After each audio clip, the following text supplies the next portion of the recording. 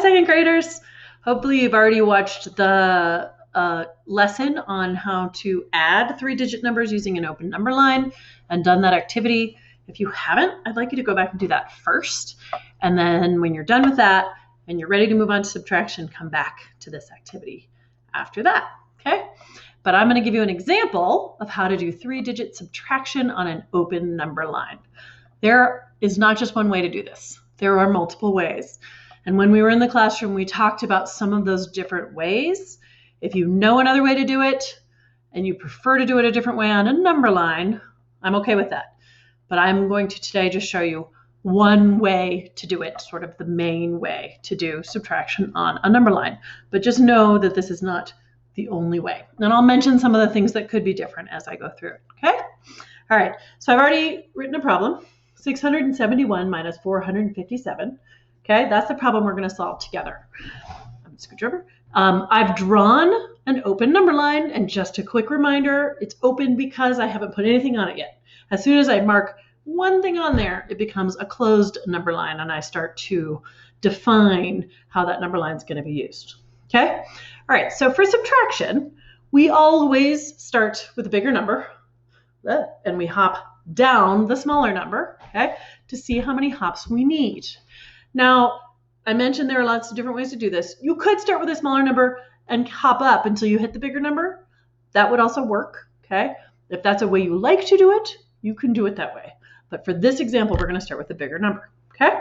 Now, when we were in class together, sometimes we put the bigger number here and hop down to the smaller number. Sometimes we put the bigger number here and hop down.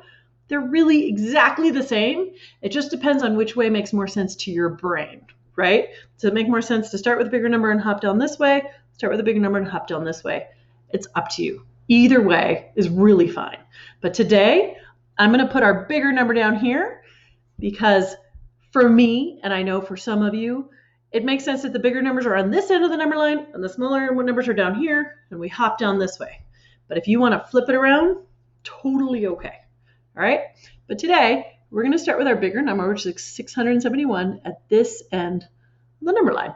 There you go. I have it labeled at that end of the number line, okay? I'm using a purple marker that's running out of ink, I think, from our classroom. I'm going to switch to a blue marker. Okay, so there we go. That's better. 671. Okay, so that's our first step. Draw our open number line and mark where the bigger number is on the open number line. Now, we're going to do the same thing we do when we're doing addition with the second number now. We are going to write the expanded form of that number so that we know how many jumps, hops, and steps to make to figure out the difference between these two numbers, okay? That's what we use for subtraction, is the difference. All right, so we've already got 671 because that's where we're starting. So we're going to do the expanded form of 457. 4 hundredths, so that's 400. 5 tens is 50. And 7 ones. There you go. That is the expanded form of 457. That tells us how many jumps, hops, and steps we need to make from 671. Okay? We're going to hop down that much and see where we're left, and that's going to be the difference. All right, so first I'm going to do my hundreds just like I did with addition. Okay? So I have 400 right here, so I'm going to do 4 hops of 100. 1, 2, 3, 4. Now again, for each hop, I always label what that hop is worth. Now in this case, they're each worth 100, right? But we're not adding 100 this time, right? We're taking hundreds away. We're taking these 400s away from this number. So we need to make sure that we put a minus sign in front of each of those because it's taking away. Okay? Now, just like always, we're going to mark where we land on the number line because we always do that when we do addition or subtraction on a number line. So if I start at 671 and I take 100 away, all that's going to change is my hundreds place. I had 600s, now I'm going to have 500s, and I'm still going to have my 71, and then I'm going to have 471, and then I'm going to have 371, and then I'm going to have 271. There you go. And remember, we cross off what we've taken care of so that we don't get lost, we don't get confused. So we know we've hopped our hundreds, so I just like to cross those off and say, got our hundreds, okay? So far we're at 271, but we still have to take away our tens and our ones, okay? So now we're going to do our hops of 10. And again, I try to make those hops just a little smaller. We have 50, so that's 5 tens. So I'm going to go 1, 2, 3, 4, 5. And in each one again, I'm going to label what it's worth. And each of those hops is worth 10, but I'm taking 10 away. So I want to make sure I put a little minus sign inside each of my hops. That's important. Okay? And again, I'm going to label where I land at the bottom of each of those hops.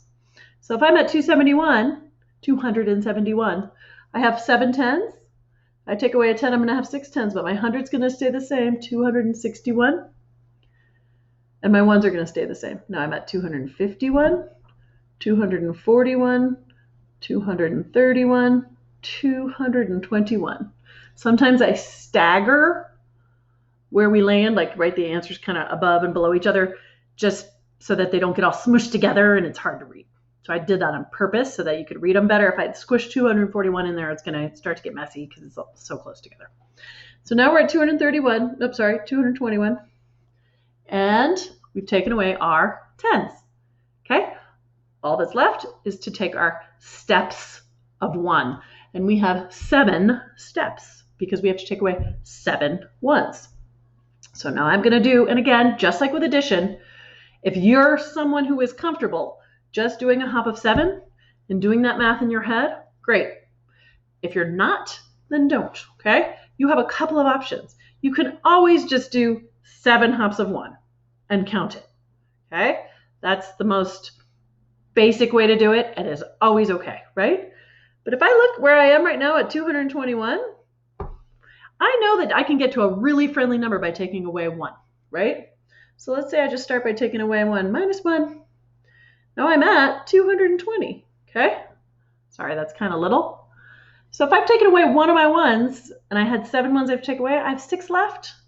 I can still just do hops of 6, or I can, and you are welcome to do this too, do a hop of 6 just like that. And then it's a little easier for me to do that math in my head from 220. 20, take away 6. Well, I know 10 take away 6 is 4, because 6 plus 4 is a 10 fact. So 20 take away 6, I still have a 10 in there, it's 14. So now I'm left with 214. There's my answer right there. I'm going to cross off my ones, because now I've hopped my ones, okay? And then I always write my answer on my answer line up there. This is very similar to adding.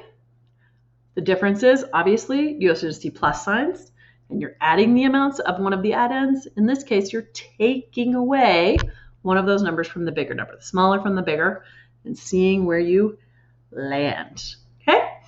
All right, so just like with the addition activity, you're going to do one page where you solve 4 problems, and there's a strategy poster you can print out again. I recommend you print that and have that near you. Walk through your 4 steps, and that'll help you remember what you need to do.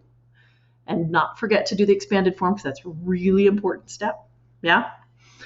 And I recommend, like I did with the addition problems, that you print it if possible, because it's a lot easier just to draw the number lines and to fill in the amounts and where you land on after each hop on paper with a pencil. It's going to be hard to do with the Seesaw tools.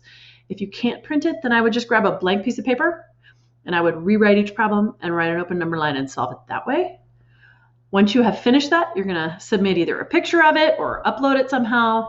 If you can't do that, then just record your answers and maybe how you solved it. But I'm hoping you can upload a picture for me somehow or a video and explain what you did.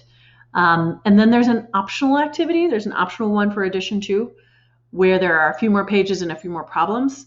If you want a little more practice, I think that would be a great thing for you to go check out and do a little more practice with addition and subtraction on the open number line. Okay? As always, reach out if you need help. I'm here, or come to my office hours, or come to Mr. Cam's office hours. We are here for you guys whenever you need help. We don't want you to stress out about it. Okay? All right. Have fun using your open number line, and I'll talk to you soon.